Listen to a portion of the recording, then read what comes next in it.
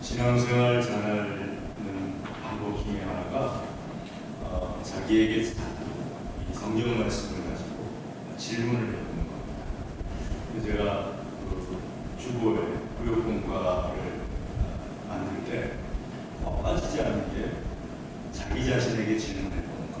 그날 공부한 것을 자기 스스로에게 질문해봐서 자기가 거기에 해당되고 있는 것을 돌아보게 하고, 그리고 그걸 가지고 자기 스스로 조금씩 더 고쳐나가는 겁니다. 그러면은 이번 주에 내 자신을 돌아보고 조금 고치면은 그게 앞으로 남은 30년 여기 계신 분들 보니까 제가 은퇴하기 전에 장례 치러줄 분이 한 분도 없네요. 다음번에 이제 젊은 목사님이 오시면 다 그분한테 맡기실 분들 같은데, 그때쯤 되면은 15년에서 20년 뒤면은 오늘 조금 고친 게 매일같이 나한테 큰 축복으로 쌓이는 겁니다. 이 질문을 잘하는 게 얼마나 중요한지 몰라요. 일단 질문을 하게 되면 자기를 돌아보게 되고, 질문하기 전과 질문한 후가 다른 겁니다. 아예 질문을 안 하는 것과 질문을 한 후가 뭐 하나도 안 고쳤어도 뭐가 다르느냐? 그렇지 않습니다. 한번 나한테 질문하는데 내 속에서 이렇게 쩡 하고서 이렇게 갈라지는 것이 나도 모르게 생기는 겁니다. 영적 갈라짐이 생겨서 더 축복으로 나를 끌고 가는 겁니다. 아멘. 자, 이런 경우가 이제 좋은 질문이고요. 나쁜 질문이 있습니다. 나쁜 질문은 대부분 자기에게 하는 질문이라기보다는 상대방을 공격하기 위해서 하는 질문입니다. 가령 예수님 같은 경우에 그런 나쁜 질문을 많이 들으셨어요. 많이 들으셔서 예수님 같은 경우에 나쁜 질문을 들으실 때마다 공격을 받으시는 거죠. 근데 참 말씀을 참 잘하세요. 말씀을 많이 하셔서 잘하시는 게 아니고 그때 맞게 하나님의 말씀을 당연히 하나님이시니까 하나님의 말씀을 하시는 건데 그 말씀을 참 잘하세요. 그래서 듣는 사람으로 하여금 오히려 예수님의 말씀을 듣고 결단을 하든지 말든지, 예수님의 말씀을 듣고 복을 받든지, 아니면은 예수님의 말씀 앞에서 더 자기가 안 좋다는 것을 깨닫든지, 뭐 이런 말씀을 참 잘하세요. 자, 오늘 예수님께 각각 도전적인 질문 세 가지를 예수님 앞에, 예수님을 대적하는 사람들이 예수님께 하는 겁니다. 제가 재미있는 생각을 해봤어요.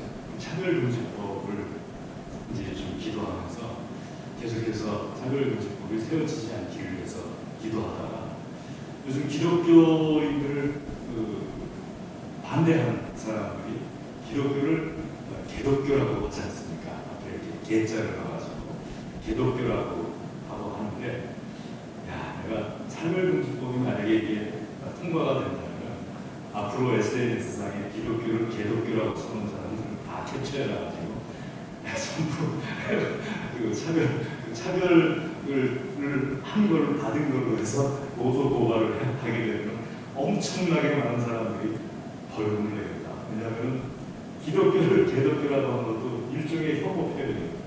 그러니까 차별을 한다는 것에 대해서 분명하게 드러내는 거고 혐오하는 거니까 우리 노회뿐만 아니라 전국 총회에 연결해가지고 각 총회에 교회를 모집을 해서 한 몇천 명이 혹은 몇만 명이 개독교라고 표현하는 사람들에 대해서 아예 그냥 고소고발을 해버리면 앞으로는 그런 표현은 죽어도 못하겠다 하는 생각을 역으로 한번 해봤습니다. 자, 한번 생각해보세요. 대적하는 사람들이 여러분 기독교인으로서 개독교라는 표현 들으면 얼마나 기분 나쁩니까? 그렇지 않습니까? 내가 내 자신에 대해서 개라는 표현을 들어도 기분이 나쁜 건데, 정말 신실한 그리스도인들이 예수님에 대해서, 하나님에 대해서 개라는 표현을 하는데 얼마나 기분이 나쁩니까? 자, 그런 대적하는 사람들은 참 그런 나쁜 의도를 가지고 예수님을 공격을 합니다. 자, 오늘 첫 번째 질문 한번 16절 같이 보시면요. 예수님에 대해서 뭐라고 모욕을 주느냐 하게 되면 16절에 15절의 말씀에 대해서 예수님께서 16절에 답변하시는 겁니다. 15절 같이 한번 읽어볼까요? 유대인들이 놀랍게 여기는데 이 사람은 배우지 아니하거늘 어떻게 그를 아느냐 하니. 배우지 아니할 그를 어떻게 그를 아느냐. 예수님 학교를 안 다니셨다는 뜻이에요. 우리는 예수님께서 율법을 잘 배우셨을 거라고 생각을 하죠. 안 다녔다는 거예요. 아예 안 다녔다는 거예요. 근데 배움에 대한 거가 굉장히 기분이 안 좋아요. 이제 대학원에서 같은 대학원을 졸업한, 같은 대학원 같은 학과를 졸업한 분하고 이렇게 가끔 아주 친해요. 그래서 차를 마시다가 본인이 그 학과를 이렇게 수료한 거에 대해서 얘기를 하길래 제가 지나가는 말로 논문도 안 썼으면서 나 논문 쓴 사람이야 이렇게 했어요. 그런데 평소에 그런 거에 대해서 절대로 화를 안 내시는 분인데 제가 나 논문 쓴 사람이야 하니까 얼굴이 갑자기 빨개지더니 발끈하면서 그래서 이렇게 얘기를 하더라고요. 그래서 제가 순간적으로 아차 싶어가지고 아니 난 논문 쓰는데 힘들었다고 그러면서 제 말을 이렇게 빨리 돌려가지고 했어요. 근데 본인은 이제 그게 마음에 있었던 것 같아요. 그리고 놀라운 거는 대학원을 마쳤는데 우리나라에서 그 3대 손가락 안에 들어간다는 대학원을 마쳤는데 그래도 그 말에 걸리더라고요. 그래도 그 말에. 그러니까 못 배웠다는 표현은요 굉장히 모욕을 주는 거예요. 상대방에 대해서. 근데 예수님을 대놓고 이 사람들이 예수님께 말씀하기를 배운 적도 없으면서 어떻게 이렇게 그를 아느냐, 이렇게 놀라운 말씀을 전할 수 있느냐, 그 표현도 안 해요. 그를 아느냐. 그를 아는 게 뭐가 힘들어요? 히브리어 글 뭐가 어려워요? 겨우 히브리어는요. 제가 여러분들한테 말씀드리면 글씨가 좀 어렵게 생겨서 그렇지 히브리어는 한 달 배우시면 다 할 줄 아십니다. 그러니까 한 달 동안에 히브리어를 열심히 하시면요 다 할 줄 알아요. 왜냐하면 단어가 7,000개 정도 이렇게 한대요. 히브리어 사전을 보면은 단어가 그렇게 많지 않아요. 이렇게 얇아요. 그것도 비슷비슷한 우리 아버지, 너희 아버지 이런 것까지 합쳐서 그렇지 아버지 하나만 놓고 보면요 뭐 그렇게 많지도 않아요. 근데 그거 글씨 배우는 게 뭐가 어렵다고, 히브리어 배우는 게 뭐가 어렵다고 배운 적도 없는데 어떻게 글을 아느냐? 상당히 모욕을 하죠. 그때 우리 예수님께서는 이 사람들의 말에 넘어가지 않아요.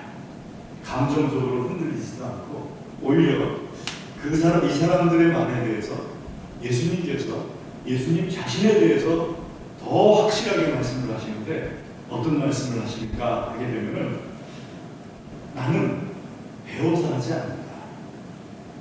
그리고 16절 말씀에 있는 것처럼 이 교훈은 나를 보내신 이의 것이다.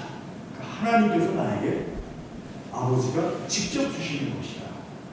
다른 말로 표현하면 예수님이 창조하신 말씀을 그대로 하신 것이지 누구한테 뭐 배워서 뭘 하고 그런 것이 아니다 하고 말씀하시는 거예요. 예수님께서 하시는 말씀에 대해서 예수님이 누구인가에 대해서 예수님께서 직접 말씀하신 것은 예수님께서 하나님이시라는 거예요. 무언가 말씀을 전하실 때도 예수님께서는 하나님으로서 말씀을 전하는 거지 예수님께서 하나님이 아닌 가운데 누군가에게 배워서 하나님 아닌 다른 세상에게 배워서 어떤 말씀을 전하는 것이 아니에요. 여러분 선지자들은요 하나님의 말씀을 전하면서 물론 배워서 하는 사람들도 있어요. 배워서 하는 선지자 중에 대표적인 분이 엘리사예요. 엘리야에게 그 선지 학교 생도들 가운데 하나고 그 중에서 뛰어나니까 엘리야가 1대1로 데리고 다니면서 가르친 사람이 엘리사예요. 그리고 이 엘리사는 엘리야에게 하나님께서 친히 말씀하셔가지고 택하라고 하신 많은 선지생들이 있었지만 택하라고 하신 사람이에요. 그런데 여러분, 선지자들은요, 절반 이상은 선지학교 다닌 사람들이 아니에요. 선지생도들이 아니고 선지자 중에 절반 이상은 어느 날 벼랑 맞듯이 하나님께서 말씀을 주셔가지고 그 말씀을 그대로 전하는 대표적인 선지자가 아모스예요. 아모스 선지자는 유다에서 양치기 하던 분이에요. 북이스라엘이 하도 잘못하니까 북이스라엘에 선지학교 생도들이 많았어요. 아합에게도 있었고 누구에게도 있었고 선지학교 생도들이 많았는데, 하나님께서 말씀을 주실 때는 하나님께서 많이 배웠다고 해서 하나님 말씀을 주시는 게 아니에요. 하나님께서 말씀을 주는 사람은 속이, 중심이 하나님과 통하는 사람에게 하나님께서 말씀을 주시는 거예요. 아멘. 그러니까 우리가 물론 뭐 요즘 말하는 라이센스, 목사면 뭐 어떤 목사 자격증이 있어야 되지 않느냐 하고 하는데, 하나님 원칙은 그게 아니에요. 그건 사람이 어느 정도 보편적으로 그냥 사람이 하는 거지, 만약에 목사 자격증이 있는 사람들 중에 오늘날에도 중심이 하나님 앞에 합당한 사람이 한 명도 존재하지 않는다면 여호와 하나님께서는 길가에 독을 가지고도 선지자를 만드실 수 있는 하나님이세요. 하물며 예수님은 하나님이신데 예수님이 왜 배워 살겠습니까? 하나님께서 왜 말씀을 배워 살겠어요? 예수님 자신이 말씀하신 것처럼 배워 사는 것이 아니라 하나님으로부터 직접 들은 것을 말씀하시는 거예요. 그러니까 하나님의 말씀은 과거나 현재나 미래나 변함없습니다. 하나님께로부터 직접 들은 말씀을 전하는 거예요. 아멘.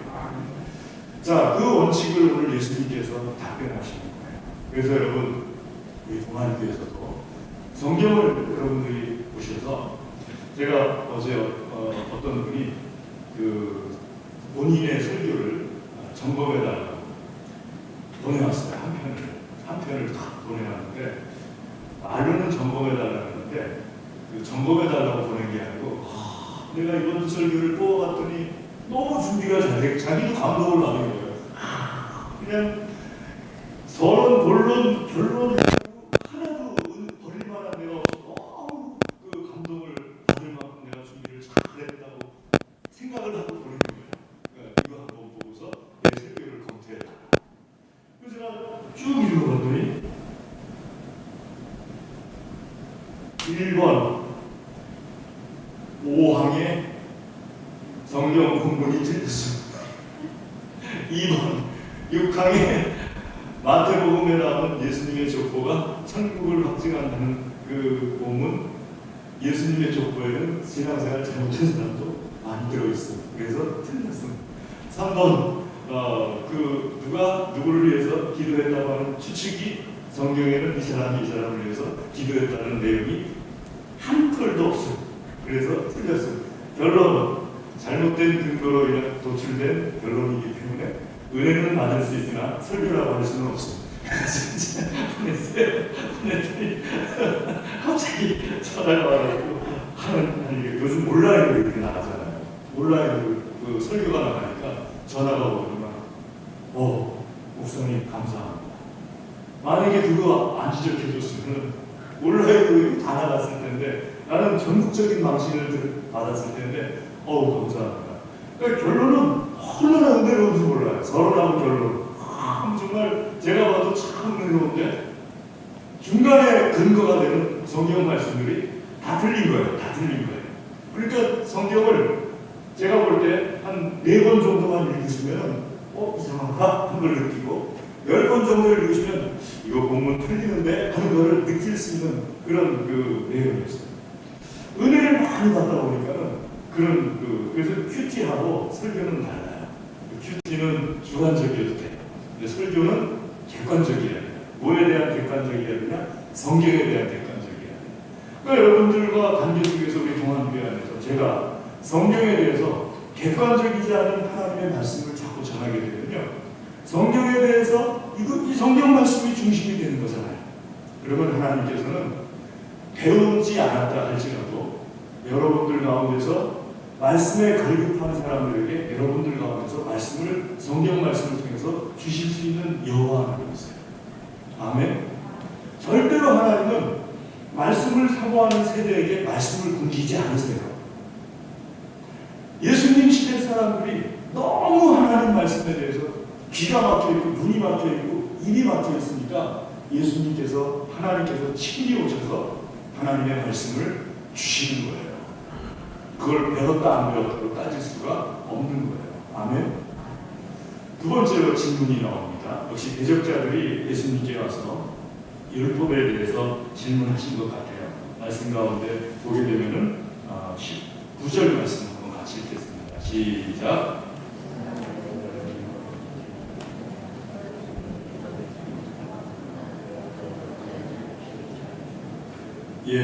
예수님을 죽이려고 해요. 모세의 율법을 가지고서 예수님을 죽이려고 해요. 근데 율법은 우리가 기본적인 걸 알아야 됩니다. 율법은 내가 잘 하나님의 말씀을 지키라고 하나님께서 나에게 주신 것이에요. 율법은 정죄의 도구가 아니에요. 판단의 도구가 아니에요.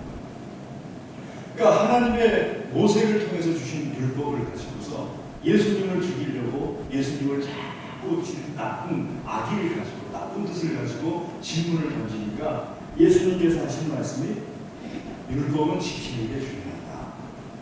그리고 율법을 지킬 때 비로소 하나님께서 어떤 분이신가를 알 수가 있다 하면서 말씀하시는 거예요. 여러분, 율법이든 예수님의 말씀이든 내가 참 은혜 받는 말씀이 어떤 말씀입니까?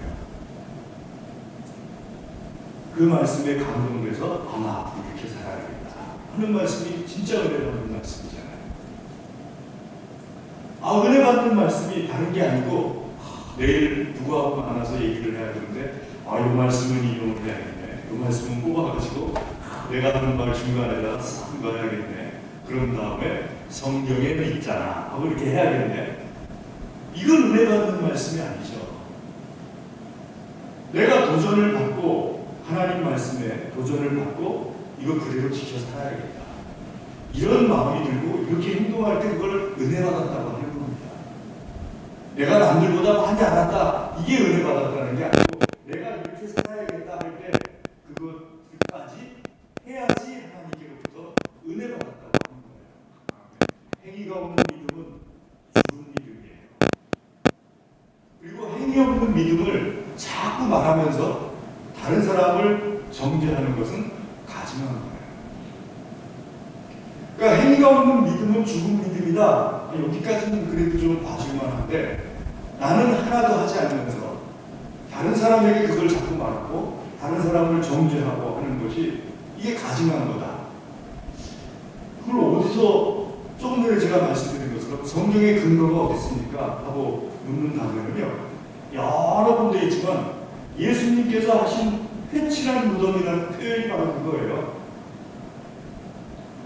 천하를 돌아다니면서 유대인들이 한 사람을 유대인 만들려고 천하 돌아다니면서 전도를 해놓고서 자기도 안 지키는 법을 실컷 가르쳐놓고 그런 다음에 안 지키고 있다고 정죄를 하는 이 회칠한 무덤아, 독사의 자식들아. 그러니까 이런 예수님께서 하시는 그 정죄 판단 대상들이 다 누구였어요? 행함이 없는 믿음인 사람들이 아니고 자기도 안 할 뿐만 아니라 다른 사람에게 가르쳐놓고 그 사람이 그거 제대로 안 지킨다고 정죄하는 사람들을 가르쳐서 예수님께서 회칠한 무덤이다, 독사의 자식들이다 하면서 비판하신 거잖아요. 여러분, 신앙생활의 꽃은 행위입니다. 행함이 신앙생활의 꽃이에요.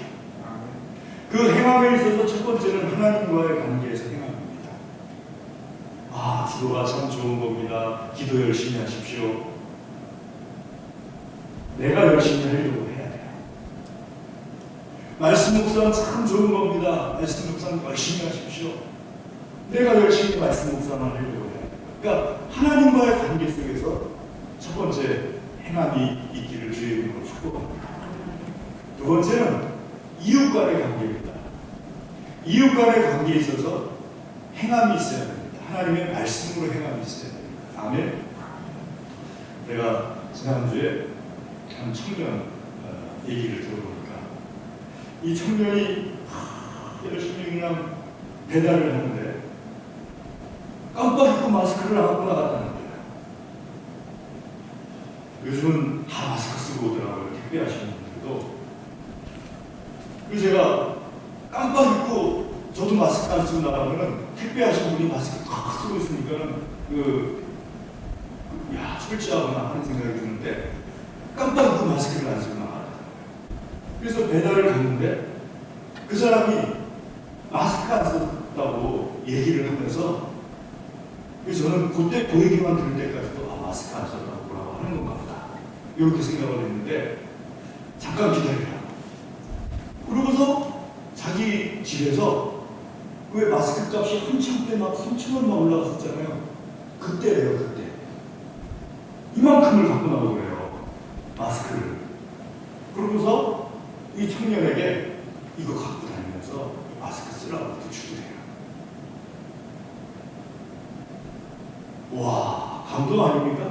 얼굴 표정들이 하나도 감동이 안 되는 표정들이신데 이럴 땐 진짜 안 되네. 감동 받으셔야 되는 거예요. 요즘은 마스크 값이 그렇게 비싸지는 않잖아요. 아무리 비싸봤자 100원이면 사잖아요. 우리나라 돈으로는 한 1,000원이 가는 것도 있어요. 근데 보통은 저도 그 평상시에 쓰는 마스크는 100원 정도 조금 못 되는 가격에 있거든요. 그렇게 쓰고 다녀요. 3,000원짜리를 이만큼을 줄 때 그 사람은 안 할 것 같았어요. 그리고 그때 그 마스크 모으느라고 얼마나 힘들었겠어요. 마스크가 어디 가서 살 수가 없는 귀한 때였으니까. 그리고 그 당시에 제가 우리 동안대 교우들에게 그런 말을 했지 않습니까? 마스크가 특별히 필요하지 않으시면 이웃을 위해서 마스크 사지 말아주십시오. 나쁘게 가서. 그러면 다른 사람들이 마스크 살 수 있으니까 우리 그걸로나마 사랑합시다 하면서 얘기할 정도로 마스크 구하기가 아주 힘들던 때였잖아요. 근데 그만큼을 갖고 나와서 주더라는 거예요. 그러니까 하나님께서 우리에게 원하시는 것이 바로 그런 모습입니다. 무엇이 알고 있으면 그것을 행해가는 것. 그게 하나님 보시기에 아름다운 모습이에요. 세 번째 질문입니다. 이 대접하는 사람이 예수님에게 질문하는데 우리 23절 말씀 같이 한번 읽겠습니다. 시작. 모세의 율법을 범하지 아니하고 사람이 안식일에도 할례를 받는 일이 있거든 내가 안식일에 사람의 정신을 건전하게 하는 것으로 너희가 내게 의로워하리라. 예수님이 제일 많은 비난받은 것 중에 하나가 안식일에 사람의 병을 고쳐주는 것 때문에 비난받으셨어요. 안식일에 사람 병을 고쳐주는 게 뭐가 잘못된 것인가? 우리는 오늘날 이렇게 생각을 하는데 이 시대 사람들은 안식일에 사람의 병을 고쳐주면 안 되는 거였어요. 그러니까 안식일에는 생산적인 것을 하면 안 돼요. 안식일에 불도 피우면 안 돼요. 안식일에는 1km가 그 이상 걸어가면 안 돼요. 그래서 요즘도 유대인들은요, 지난번에 제가 한번 미국의 유대인들에 대해서 말씀드렸죠. 회당 주변에 1km 안에 집들을 갖고 있어요. 그래서 안식 전날에 그 집으로 와요. 원래 자기가 살던 집이 아니라 그 집으로 와가지고 안식일날 아침에 일어나서 회당까지 걸어가요. 제 생각에는 한 500m 안에야 될 것 같아요. 왜냐면 왕복 1km는 안 되니까. 그러니까 그걸 위해서 자기 재산을, 돈을 바닷가에다 별장 사는 것도 아니고 산에다 별장 사는 것도 아니고 뭐 땅값이 오를 것 같은 데다가 집 사는 것도 아니고 내가 다니는 교회 주변에 세컨드 하우스를 준비하는 거예요. 안식일을 지키기 위해서. 얼마나 철저해요. 그러니까 이렇게 철저하게 하는 사람들이 예수님께서 주일날 병든 사람을 고쳐주고 또 말씀하시기를 네 상을 들고 걸어가라. 그러니까 이 사람들이 막 화가 나는 거죠. 안식일을 이렇게 공공연하게 어길 수가 있냐 하면서 예수님에 대해서 화가 나는 거예요. 그리고 사람들이 이제 예수님에게 민심이 예수님께 쏠리니까 예수님을 죽이려고 작정을 한 겁니다. 그런데 예수님께서 하신 말씀이 우리 잘 아는 유명한 말씀, 사람이 안식일을 위한 것이 아니고 안식일이 사람을 위한 것이다. 여러분, 사람이 안식일을 지키려고 하게 하신 것이 아니고요, 하나님께서 안식일을 정하신 것은 사람에게 안식일을 통해서 복을 주시려고 하시는 거예요. 아멘. 내가 모르지만은 안식일을 통해서 하나님께서 나에게 복을 주세요. 그러니까 내가 안식일을 지키는 게 아니에요. 안식일이 나를 지켜주는 거예요. 그러니까 당연히 안식일이 나를 지켜주는 거니까 몸이 아픈 사람 치료해 주는 건 너무 당연한 거죠. 치료를 하는 사람들에게 참 그 죽은 사람 살려주는 것도 너무 당연한 거죠.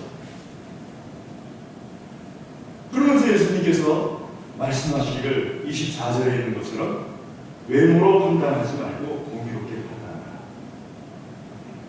왜 이 말씀을 주셨냐면은 만약에 예수님이 바리새인이었다면 예수님에게 이렇게 했을까요? 제가 좀 보수잖아요. 약간 이렇게 정치적으로 보수잖아요.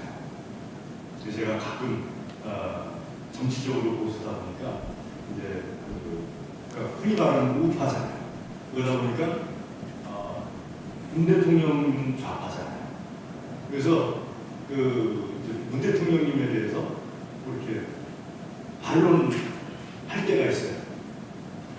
그러면은 제가 저 스스로 생각을 해봐요. 첫 번째 질문. 문 대통령이 우리 편이어도 내가 이 말을 했을까? 왜냐하면 아주 중요하다고 저는 생각을 해요. 이게 공평한 거냐 아닌 거냐 관계 있거든요. 근데 문 대통령이 우리 편이면 이 말을 안 했을 거고, 문 대통령이 저쪽 편이니까 이 말을 했을 거다 라고 한다면 난 하지 말아야지. 그렇다면 나는 말하지 말아야지. 두 번째, 지난 정권 때 똑같은 일을 했을 때 내가 그때도 이런 비판을 했었나? 하고 또 물어봐요. 그래서 지난 정권 때도 내가 똑같은 상황 속에서 똑같은 비판을 했다면 마음이 편해져요. 그럼 해도 되는 거구나. 그리고 마음이 편해져요. 그런데 지난 정권 때 똑같은 일이 있었는데 비판을 안 했어요.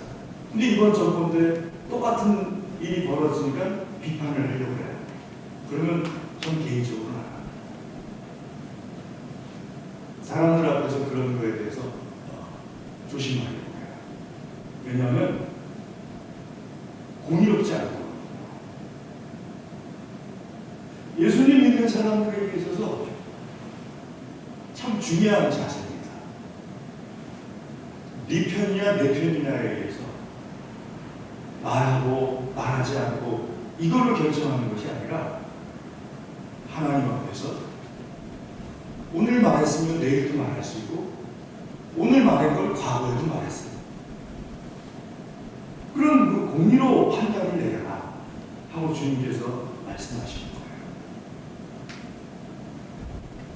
외모로 판단하지 말아라 하는 것은 예수님이 바리새인들 편이 아니니까, 예수님이 그 당시 유력자가 아니니까, 예수님이 자기들의 자리를 미혹할 것 같으니까, 흔히 말하는 것처럼 밥그릇 싸움 하려고 예수님을 공격하는 그런 거다 하고 예수님께서 말씀하시면서 외모로 판단하지 말고 공의를 가지고서 판단하라. 그러면은 여러분 기독교가 그런 자세를 딱 잡으면요 우습게 보지 않아요. 언제나 하나님 앞에서 그런 자세를 딱 잡으면요 별로 할 말이 없어요. 막상 해보면은 내 편일 때 말할 자신이 없는 경우도 좀 있어요. 상대방 편일 때는 말을 하는데 내 편이 했을 때는 말할 자신이 없는 그런 경우가 가끔 있어요. 그러니까 그게 걸러지니까 특별하게 할 말도 말하시지 않고 그 다음에 말을 한마디 하더라도 굉장히 그 인정을 받을 수 있는 그런 상황이 되는 거죠. 사랑하는 교회 여러분, 오늘 주님께서 우리에게 예수님을 공격한 사람들의 이 모습이 제가 처음에 말씀드렸죠. 질문을 잘하는 믿음이 자란다. 나에게 한번 질문해 보는 겁니다. 내가 하나님의 말씀을 한마디로 표현한다면 하나님의 말씀을 질문을 제가 만들어 드릴게요. 나는 하나님의 말씀을 너에게 던지는 사람입니까? 나에게 던지는 사람입니까? 이거예요. 하나님의 말씀을 너에게 던지는 사람이라면 나에게 행위가 없어요. 그러나 하나님의 말씀을 나에게 던지는 사람이라면 너에게는 행위가 없어도 좋아요. 나에게 행위가 있는 것이 중요한 거니까. 그리고 나에게는 큰 상급과 축복이 쌓이게 되는 거예요. 오늘 이 말씀을 통해서 신앙의 질문이 나에게 계속 되어지고 하나님 앞에서 축복된 사람으로 되시기를 주의 이름으로 권면합니다. 기도하겠습니다.